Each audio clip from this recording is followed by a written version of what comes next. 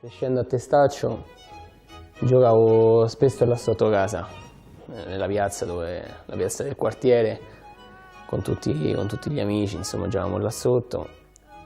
E diciamo è nata da qui, è nata dalla strada, diciamo.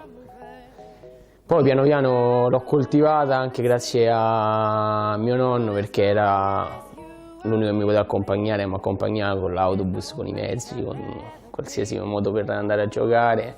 Ho iniziato quindi a coltivare questa passione grazie a lui, tramite San Paolo invece, dove sono cresciuto, diciamo, dai primi calci fino a delle categorie agonistiche.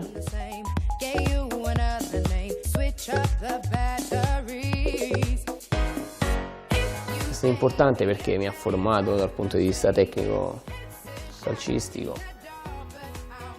e perché comunque ho conosciuto anche persone che poi ho ritrovato più avanti sempre nel mondo del calcio, come appunto ho avuto come allenatore Walter Martucci, che poi l'ho ritrovato ad Arezzo a fare la Serie D.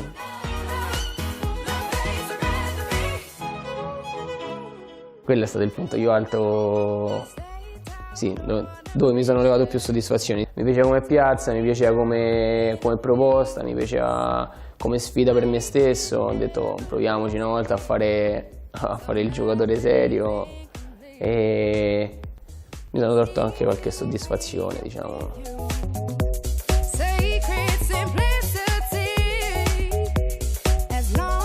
Quando stavo a Spoleto facevo la Beretti, avevo 16 anni così.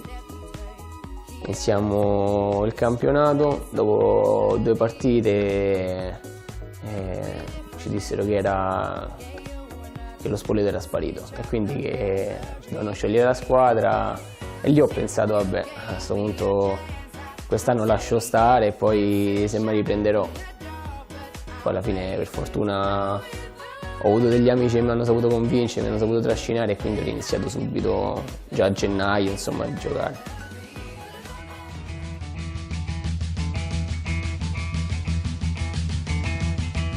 Sono arrivato qui tramite un mio amico che giocava con me da bambino, e comunque ho continuato a frequentarlo, Emanuele Cardinali. Lui già stava in questa ragnatela pub calciotto. E niente, un giorno mi disse vieni a giocare, sono andato, mi sono trovato benissimo sia dal punto di vista del gioco, del calcio, ma sia anche dal punto di vista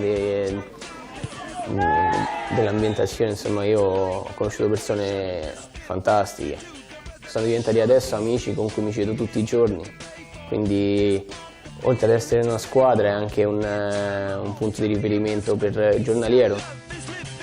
Io sono arrivato e loro avevano già vinto la B e quindi stavano in A2. Quell'anno abbiamo vinto la A2 e poi sono stati, mi sembra, 3 anni che siamo in Serie A. Il livello anche delle altre squadre come della nostra è cresciuto molto. Il ritmo è molto alto. Sta migliorando sia dal punto di vista calcistico che dal punto di vista anche dei servizi, anche degli arbitraggi, delle organizzazioni, di tutto. L'allenatore in primis perché è una persona fantastica, nel senso che lui è un amico. Io l'allenatore onestamente come lo fa lui non lo saprei mai fare. Tralasciando le cose tecniche riesce a tenere tutti nel gruppo, a far sentire tutti importanti, a far sentire tutti nel gruppo d'amici. La gente che entra si trova subito bene, la gente che ci sta da 3-4 anni e magari gioca un po' di meno non riesce ad andare via perché si trova talmente bene che anche se magari dice vabbè io potrei andare da un'altra parte a giocare, alla fine ci pensa e dice ma chi me lo fa fare, io qui sto benissimo.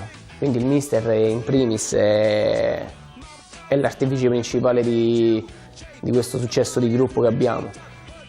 Mauro è stato forse il primo grande acquisto che abbiamo fatto 4-5 anni fa, al secondo anno di Serie A2. L'impatto si è visto subito che ci ha permesso di fare una stagione spettacolare quell'anno, siamo arrivati primi con quasi tutte vittorie. Oltre a essere bravo in campo è un bravissimo ragazzo. Paresce il tocco per Morezzi dalla distanza, il gol bellissimo del numero 10, sempre lui, sempre Morezzi. Ogni volta andiamo alla Ragnatela dopo una partita sia persa che vinta, che pareggiata, andiamo alla Ragnatela e il presidente ci offre da bere. E non è perché ci offre da bere, ma perché magari è un brindisi che facciamo, è una cosa che facciamo tutti insieme, quindi continua sempre a legarci. Presso a lui poi ci ha portato altri piccoli fenomeni come Placido, che si stanno dimostrando molto uniti e compatti anche fuori dal campo, dentro lo spogliatoio.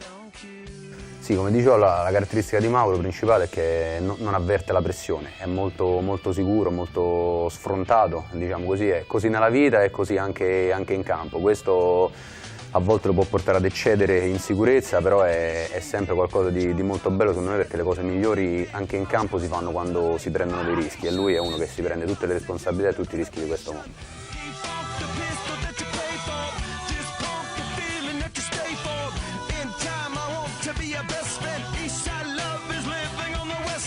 Puntiamo a fare meglio dell'anno scorso, però partiamo con il presupposto di abbandonare subito la quota salvezza. Quindi più punti facciamo adesso, meglio giochiamo dopo.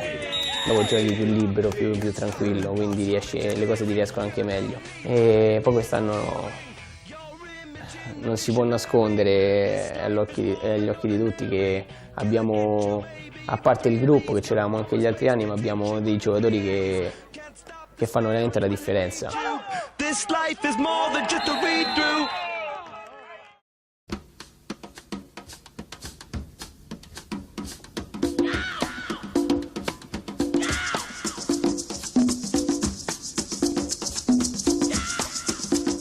Guarda, questa cosa è nata un giorno che stavo appunto, non mi ricordo che categoria facevo, se gli allievi, insomma lì a San Paolo.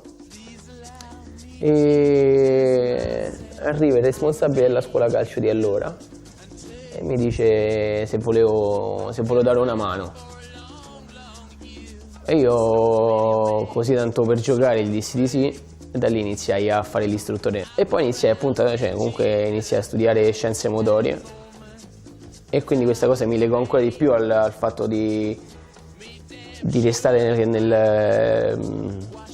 nel campo da calcio e quindi di fare l'istruttore. Ora ho stimoli importanti perché diciamo che sono abbastanza considerato e appunto avendo pure studiato scienze motorie ho anche qualcosa in più.